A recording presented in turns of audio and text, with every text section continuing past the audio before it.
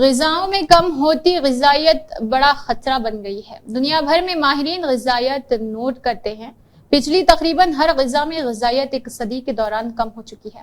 تازہ طبی رپورٹوں کی روز سے دنیا بھر میں کم از کم 2 ارب انسانوں کو اپنی غذا کے ذریعے کئی مطلوبہ غذائی عناصر نہیں مل رہے، جن میں فولاد، zinc, iodine, vitamin A, folate, magnesium, تانبا، دیگر وٹامنز اور معدنیات شامل ہے۔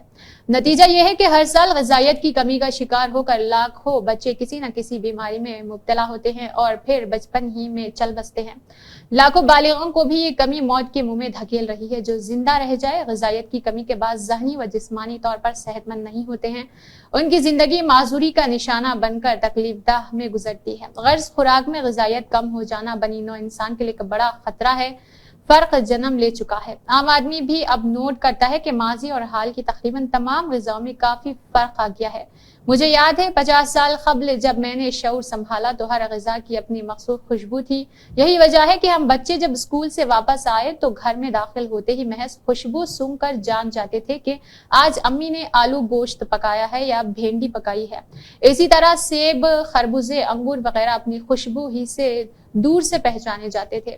دور حاضر کی اکثر غذاؤں میں یہ خوشبو ختم ہو چکی ہے یا بہت ہی کم رہ گئی ہے۔ ایک اور نمایاں فرق ذائقے میں آیا ہے۔ ماضی میں غذائیں بہت لذیذ ہوتی تھی، اسی لذت کے باعث اردو میں کئی محاورے تخلیق ہوئے، مثلاً 5 انگلیاں گھی میں ہونا، دال روٹی میں خوش ہونا، دانت کاٹی روٹی ہونا، ہتھیلی پر سرسوں جمانا، شیر و شکر ہونا وغیرہ۔ غذاؤں کا مزیدار ذائقہ بھی اب قصہ پارینہ بن چکا ہے۔ گو ہوٹل والے خوب مسالے اور دیگر لوازمات ڈال کر اپنا کھانا ذائقہ دار بنا کر بھرپور سائی کرتے ہیں، مگر اس طرح کھانا چٹپٹ اور مضر صحت تو ہو جاتی ہے، ان کو مزیدار نہیں کہا جا سکتا ہے کیونکہ یہ صحت پر غلط اثرات ڈالتے ہیں۔ غذاؤں میں خوشبو اور ذائقے کی کمی یہ افسوسناک تبدیلی برداشت ہو سکتی ہے، مگر غذا میں غذائیت کا کم ہو جانا نہایت ہی خطرناک معاملہ ہے کیونکہ اس کا تعلق انسان کی صحت سے ہے، اور کہتے ہیں کہ صحت سب سے بڑی دولت ہے۔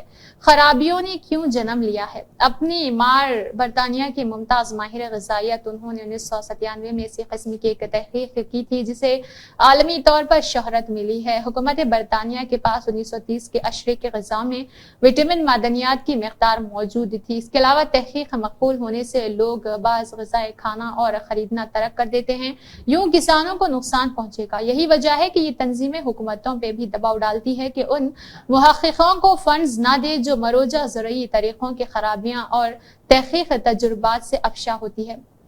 اس کے علاوہ اہم تحقیق کا آغاز کیا گیا جو دیکھنا چاہتا تھا کہ پچھلے 160 سال میں گندم کی پیداوار اور غذائیت کے معیار میں کس قسم کی تبدیلی آئی ہے۔ تحقیق سے انکشاف ہوا ہے کہ 1845 سے لے کر 1967 تک گندم کی فصل میں پائے جانے والے وٹامن معدنیات نے اپنی مقدار یکساں رکھی ہے، مگر اس کے بعد زنک، تانبا، میگنیشیم کی مقدار میں کمی آئی ہے۔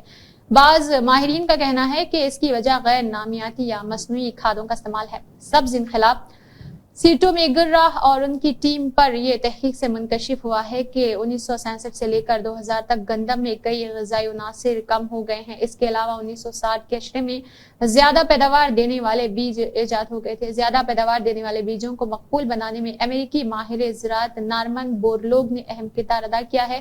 دنیا سے بھوک کا خاتمہ کرنے والا نمایاں کارنامہ انجام دینے سے انہیں نوبل انعام سے نوازا گیا تھا۔ غذائیت میں سٹو میگرہ یہ نتیجہ اخذ کرتا ہے کہ مٹی یا آب و ہوا موسمی اثرات نہیں، بلکہ سچ یہ ہے کہ سائنسدانوں نے گندم کے تبدیلی پر بات کی ہے اور گویا خوشے اور اس کے علاوہ کاربوہائیڈریٹ نے زیادہ جگہ پالی ہے۔ نتیجہ گندم کے خوشے میں دیگر غذائی عناصر زنک، تانبا، فولاد اور میگنیشیم کے لیے کم جگہ بچنے لگی ہے اور ان کی مقدار خود بخود کم ہو گئی ہے۔ گویا کاربوہائیڈریٹ کی زیادتی نے فصل کی پیداوار ضرور بڑھا دی مگر نقصان بھی بہت ہوا ہے۔ درجے بالا تحقیق صرف ایک ملک یعنی برطانیہ میں انجام پائی اور اس کا محور بھی ایک اناج تک ہی محدود رہا ہے۔